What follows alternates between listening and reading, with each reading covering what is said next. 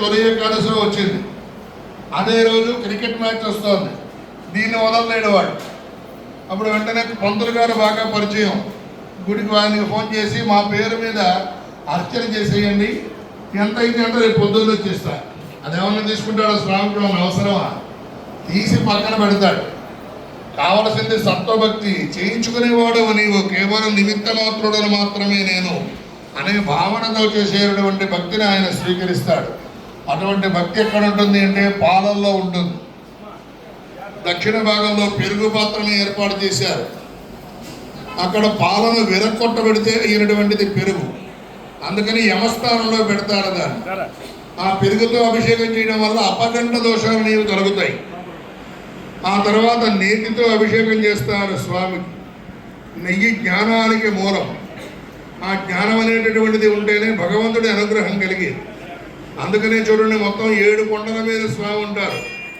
అలాగే వైకుంఠంలో ఎన్ని ద్వారాలు ఉంటాయి? 7 ద్వారాలు, 7 ద్వారాలు ఉంటాయి. ఈ 6 మీద కూడా కామ, క్రోధ, లోభ, మోహ, మద, మాత్సర్యాలని అరిషడ్ వర్గాల్ని వదిలేస్తే 7వ కొండ ఆనంద నిలయం, జ్ఞానం అనేటటువంటి కొండ, దాంట్లో దర్శనమిస్తాడు స్వామి. అటువంటి జ్ఞానాన్ని ప్రసాదించేటటువంటిది నెయ్యి. ఆ నెయ్యి అభిషేకం చేస్తే జ్ఞానం కలుగుతుంది. అదేవిధంగా ఉత్తర భాగంలో తేనె పాత్రతో అభిషేకం చేస్తారు. తల్లి గర్భము నుండి ధనము తేడుగుడు వెళ్ళిపోయిడి నాడు వెంటరాదు, లక్షాధికారైన లవణం అన్నమిగాని మెరుగు బంగారము మింగబోడు, విత్తనార్జన చేసి విర్రవీగుడు గాని మెరుగు బంగారము మింగబోడు. ఆ విధంగా భూమి లోపల పెట్టి దాచి చివరికి దొంగల పాలవును, దొరల పాలవును, తేనె జుంటి కలిగేవా పెరువరులకు అని తేనెటీగల చూడండి ఎక్కడెక్కడో తీసుకొచ్చిన మకరందాన్ని తేనె పట్టుబట్టి దాంట్లో భద్రపరుస్తాయి. అవి ఎవరన్నా స్వీకరిస్తాయా? దారిన పోయే బాటసారులు వాటిని తగలబెట్టి మరి ఆ మాధుర్యాన్ని ఆస్వాదిస్తారు. ఆ విధంగా ఆ యొక్క తేనె చెప్తుంది నీకు సంపాదన ఎంత ఉండాలో అంతే ఉండాలి అని. ఆగ్నేయ భాగంలో పంచదారతో అభిషేకం చేస్తారు స్వామి. అదెందుకు అంటే పంచదార చిలకని ఎవరు చూసారా ఎప్పుడైనా? అది ముక్కు తీగా ఉంటుందా, తోక తీగా ఉంటుందా, కాలు తీగా ఉంటుందా? ఏది చూసినా మాధుర్యమే. జ్ఞానం అనేటటువంటి దాంతో నిండిపోయిన వ్యక్తి వాడు నడిచిన ఆనందమే, మాట్లాడిన ఆనందమే, వాడితో మనం ఏ విధంగా గడిపినా ఆనందమే. జ్ఞానస్వరూపుడు. ఆ విధంగా పంచామృతాలతో అభిషేకం జరుగుతుంది.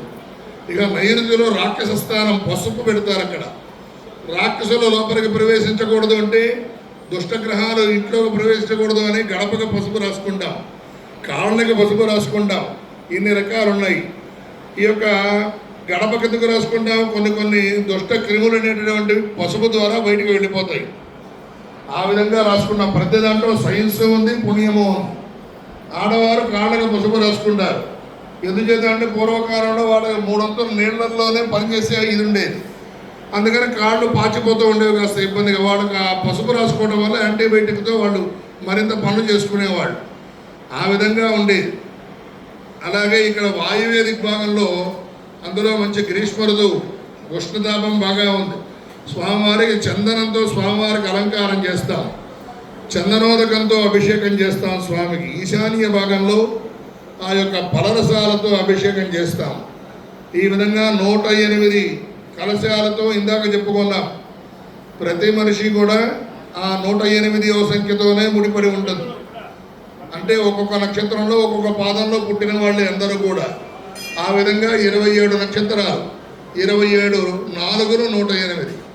ఆ అభిషేకం స్వామివారు చేసుకోవడం వల్ల విశ్వశాంతి, అందరినీ కూడా ఉద్ధరించడం కోసం అంత స్వామి సేవ చేసుకుంటున్నారు.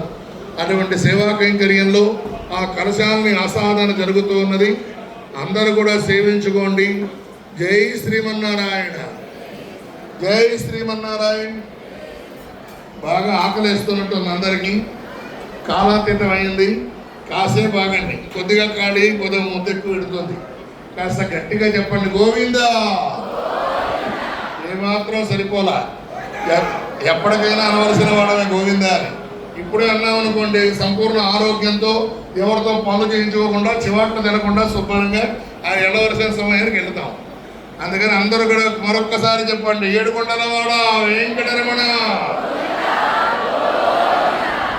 నిన్న ఏం చెప్పుకున్నాం, గోవింద అనేది ఎలా కొట్టాలి? చిన్న పిల్లాడు చెప్తాడు, పిల్లవాడు, వాడికి కనీసం నోరు కూడా తెలియదు, గోవింద అనగానే 2 చేతులు పైకి ఎత్తుతాడు వాడు. ఆ విధంగా 2 చేతులు తల మీదకి తీసుకువెళ్ళాలి. అప్పుడు ఆ పాపాలన్నీ బయటకు వచ్చేస్తాయి. వచ్చినవన్నీ ఎవరికి ఎడతాయి? ఇలాగే అనకుండా కూర్చునే వాళ్ళకి, తల మీద చేతులు పెట్టుకునే వాళ్ళకి వెళ్ళిపోతాయి. అందుకని అందరూ కూడా ఒక్కసారి గట్టిగా ఏడుకొండలవాడ వెంకటరమణ